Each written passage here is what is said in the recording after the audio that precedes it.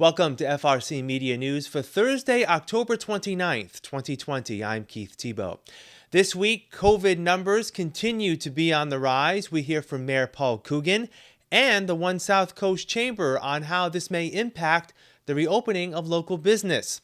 The United Way kicks off its annual campaign, and we talk to two teachers at the Atlantis Charter School on their creative ways to teach physical education. All this and more coming up. Cases of COVID-19 continue on the rise in Fall River, with the daily number of over 50 reported yesterday. Fall River Mayor Paul Coogan tells us even though the trend is disturbing, there is no single reason for the increase. I met with them yesterday afternoon and I asked them that specific question. I said, are we seeing any clusters or spots that we can identify as problem areas? And it's really, I liken it to a tide coming in a bay. It's just a general rise of numbers. I looked at Springfield's numbers the other day. They're going through very similar things. Obviously, Rhode Island's following the same pattern. It's just a large rise in numbers over a wide spread of our city. The mayor says it's too soon to determine what the next steps will be in terms of remedies for the city. He stated cases in schools remain low, with no plans to steer away from the current hybrid model of in-person and remote learning. South Coast businesses remain guarded as they try to determine if the uptick in COVID cases will mean a return to government restrictions. The One SouthCoast Chamber remains in constant contact with members who've steadily been able to expand their businesses as the Commonwealth reopened the economy from the pandemic. Co-CEO Michael O'Sullivan says now that Fall River and other local communities are at the state's highest level of COVID infection risk, business owners are showing concern over their future. If the government has to scale back or tells businesses that we have to scale back, that would just be terrible. There's not any other way to really put it. It would be terrible for business because businesses they need to be open. They need to be able to have their customers come in. You know, so many businesses have pivoted. The restaurants have pivoted. There's so much more curbside delivery, pickup. You know, everybody's pivoted with their businesses and they're trying to get back to normal. The longer we were in the yellow, the more normal the world started to feel. And if we stay in the red too long, that's not going to be good for anybody. Mr. O'Sullivan says as the state decides what it needs to do to protect public health resulting from the COVID spikes, his role is to keep his members informed. You know, the one thing that we really try to do is make sure that we're constantly communicating and collaborating with our members, with the leaders in the community, like the mayor, the mayor's office, our legislators, the state legislators, even with the governor's office whenever necessary. We're, you know, Rick Kidder, my cohort in New Bedford, you know, we're constantly, every week we're on a call with Secretary Keneally, you know, hearing what's happening in the economic development world. And Secretary Acosta's normally there, and very frequently Lieutenant Governor Polito is on the call as well. So we're really trying to make sure that we're educating and staying abreast of everything that's happening behind the scenes so that we can help, and to make sure that our voice is heard, because the good news is that all of our legislators and the mayor, everybody wants to know what we're thinking and what we're hearing and what the challenges are in the community. So as long as we're able to collaborate and communicate with people, it's a huge help for everyone. Even in the face of uncertainty, Governor Charlie Baker is moving forward with his plan to rebuild the economy. Well, we're working very hard to make sure we do get our arms around exactly what is included in that plan. We're very thankful for the governor for bringing that plan forward. The first place that we're really focused on inside the plan is the just over $50 million in grants for small business. Obviously, they're grants, so we want to make sure that everybody knows how to apply, what to do, what the criteria are. and do everything that we can to help bring as much of that money to our membership as we can. Mayor Coogan this week put forth for City Council consideration Michael Marciello as the next city administrator. But shortly before the vote on his appointment Tuesday night, Mr. Marciello's nomination was pulled back. The mayor says councilors had questions concerning Mr. Marciello's previous employment in the town of Millbury. Yeah, obviously it was his decision. He went through 3 panels of city councilors. We break them up into groups of 3. They all had a number of questions for the candidate, mostly related to other communities he worked in.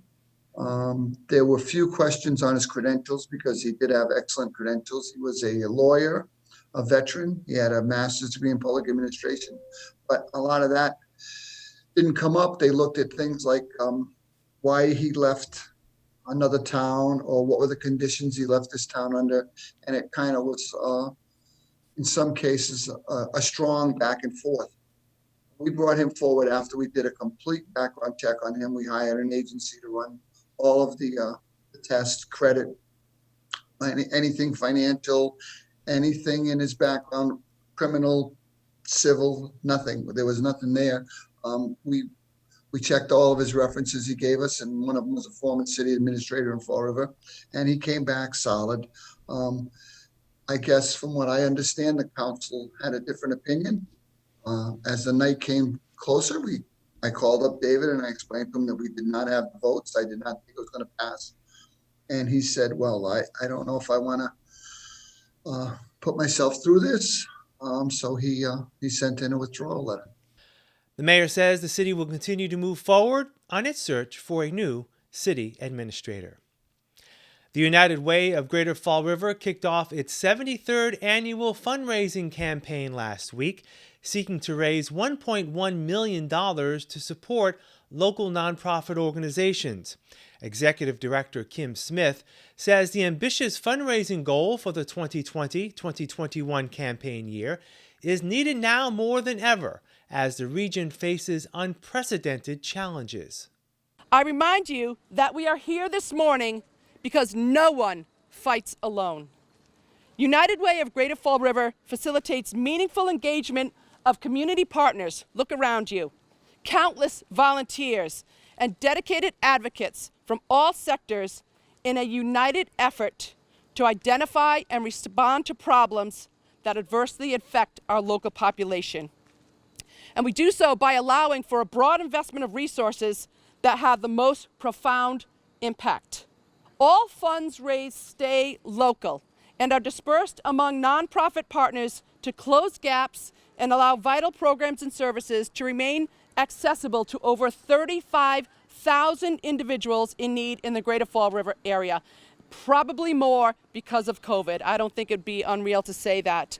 We would be remiss if we didn't also acknowledge the outpouring of support for our COVID-19 relief fund and response efforts.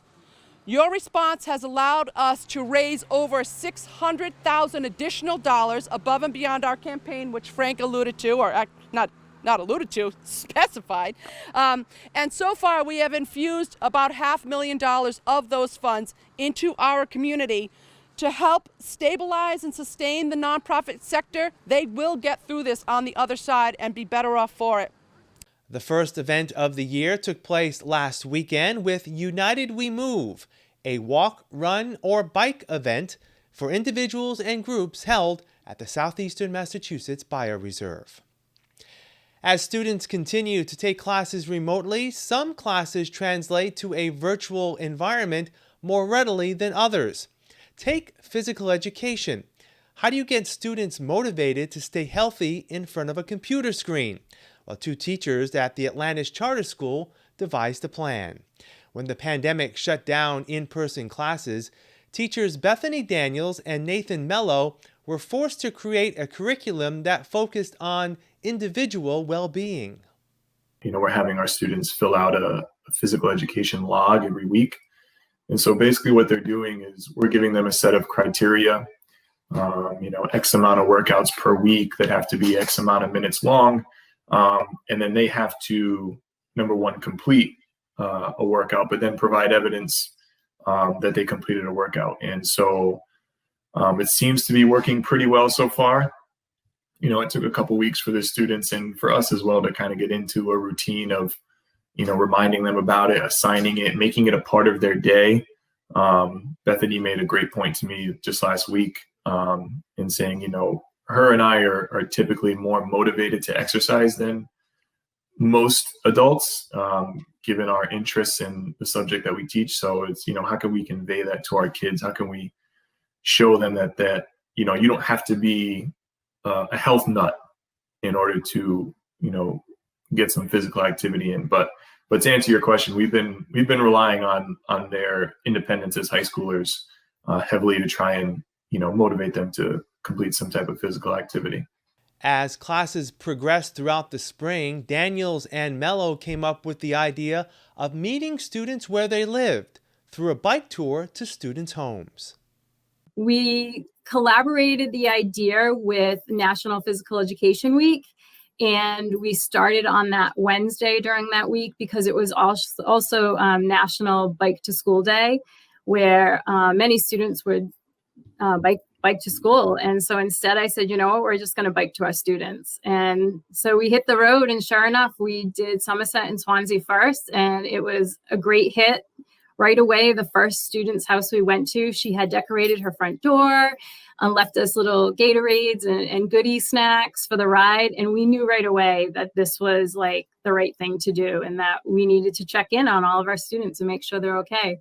The pair took it one step further this fall, taking their students on virtual field trips to the South Watuppa Rowing Center and the Sechusett Point Natural Wildlife Refuge. For them to see us in that atypical environment, I think, brought some comfort to them and being like, okay, this is Miss Daniels and Mr. Mello. They're not your typical teachers in terms of, we teach phys ed. We're used to being in the gymnasium or out on the field. So that was kind of nice to sort of bring some familiarity to them in terms of us being active, but also just exposing them to these places that are, nearby to them. Like we've said with the COVID pandemic, people have had to become creative in terms of what they can do for physical activity. And the biggest go-to, right, is outdoor stuff, outdoor individual activities. So that was sort of a driving factor for us to show these kids like, oh, this exists not too far from where you live. This is a possibility for you to get outside and maybe explore something different that you normally wouldn't, given the circumstances we're in. We'll have more FRC Media news right after this. Here are some job descriptions on the latest hot jobs list from the Mass Hire Fall River Career Center. Sheet metal worker. Hughes Sheet Metal Incorporated, located at 469 Alden Street, is looking for a full or part-time sheet metal worker to fasten joints and seams in sheet metal and install assemblies. Job number 141-49922. Professional tutor. Bristol Community College, located at 777 Ellsbury Street, is in need of a part-time professional tutor to offer direct tutoring services in the Learning Commons to a diverse group of community college students. Job number 141-50489. Courier. BioReference Laboratories, located at 1030 President Avenue, is seeking a part-time courier to drive a non-commercial vehicle to pick up and deliver lab specimens, hospital records, and hospital supplies from clients.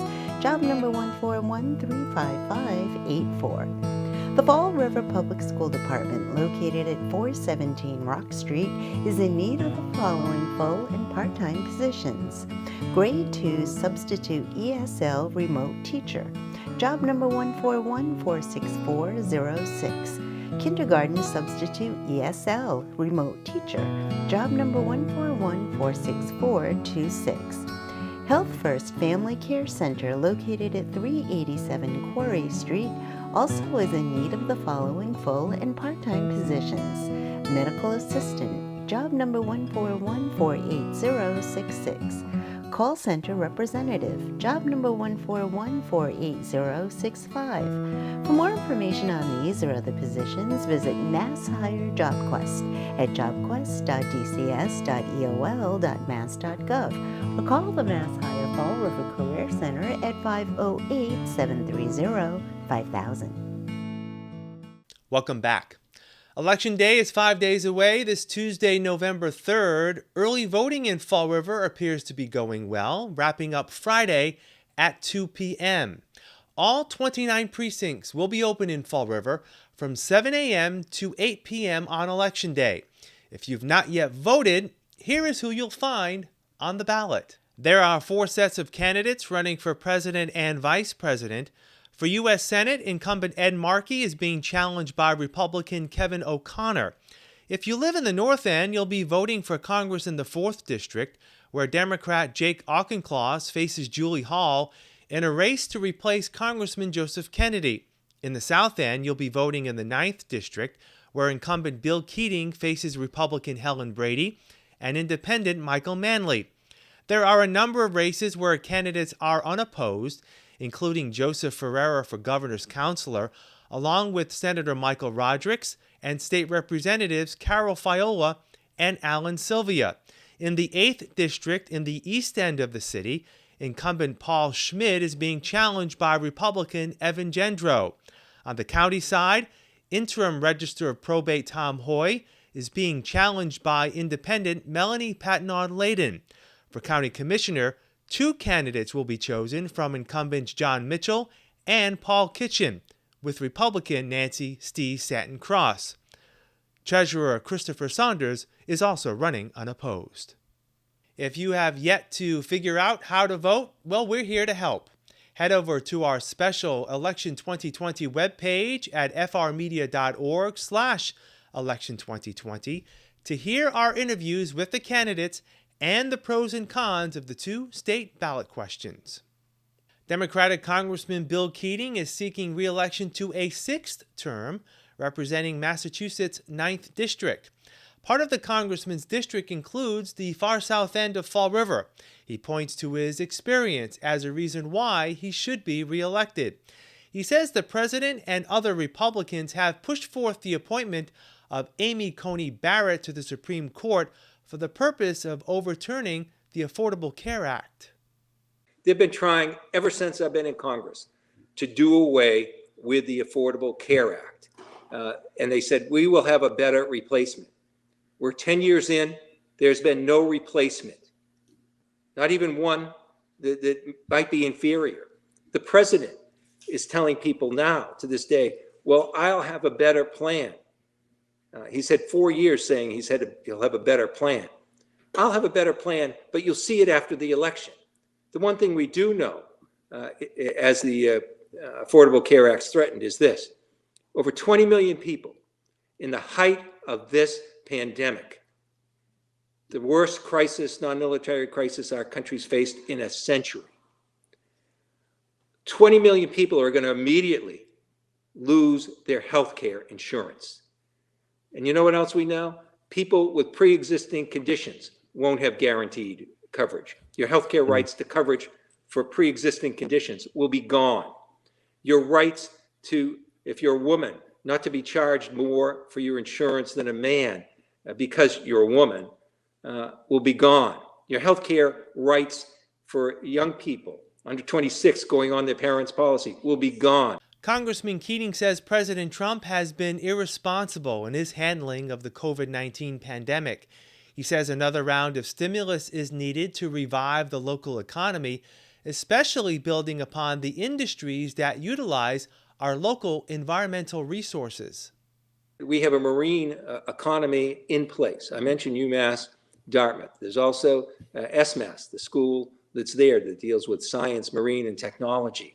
In my district, we have Mass Maritime engineering. We have research institutes like Woods Hole. And of course, we have a coastline throughout our area.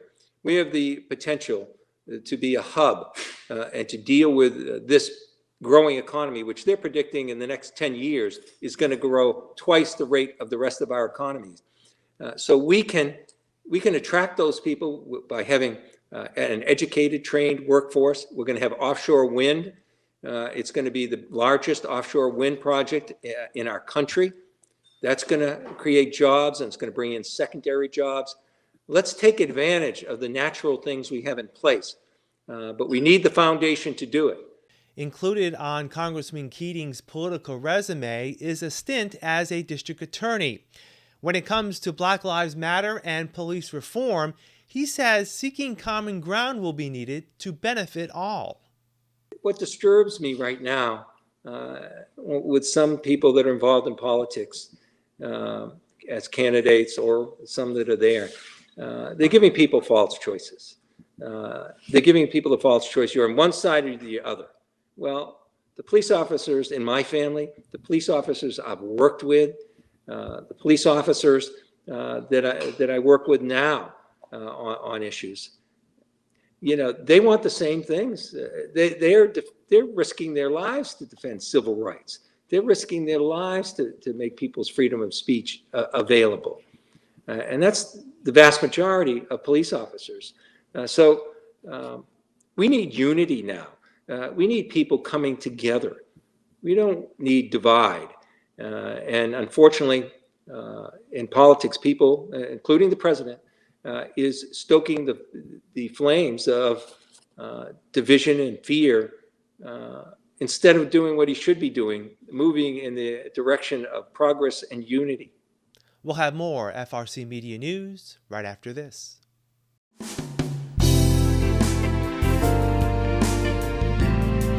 Welcome to Hot Dogs and Cool Cats. Today we have Tyson. He is a boxer mix. He is roughly just about a year old, maybe a little over. He was transferred from down south. For him, we marked him for no children.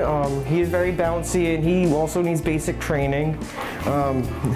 He does get his hyper moments, but he does calm down fairly quickly. He would do good in an active home. He does get along with other dogs. He is also very intelligent too. So with just a little basic training, he will pick up on it quick. He is willing to learn. He's very affectionate.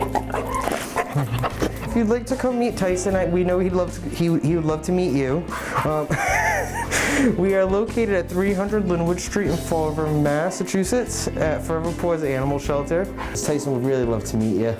Today we have Cookie. Cookie is about 2.5 years old and she is a long-haired calico. She is also very sweet, pretty independent, but also will love some cuddles from time to time.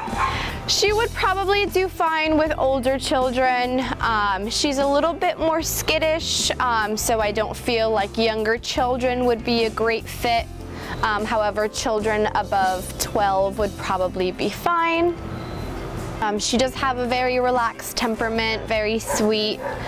If you would like to come down and meet Cookie, please come down to Forever Paws Animal Shelter in Fall River. She would love to meet you. That's all for this edition of FRC Media News. Please visit our website, frmedia.org, for all the latest news and information, as well as that special Election 2020 webpage. FRC Media News airs Thursdays at 6 p.m. and Fridays at 5:30 p.m. One reminder, remember this Saturday to turn your clocks back 1 hour as we return to Eastern Standard Time. For all of us here at FRC Media News, I'm Keith Tebow. Thanks for watching. Enjoy Halloween, and please make a point to vote on Tuesday, November 3rd.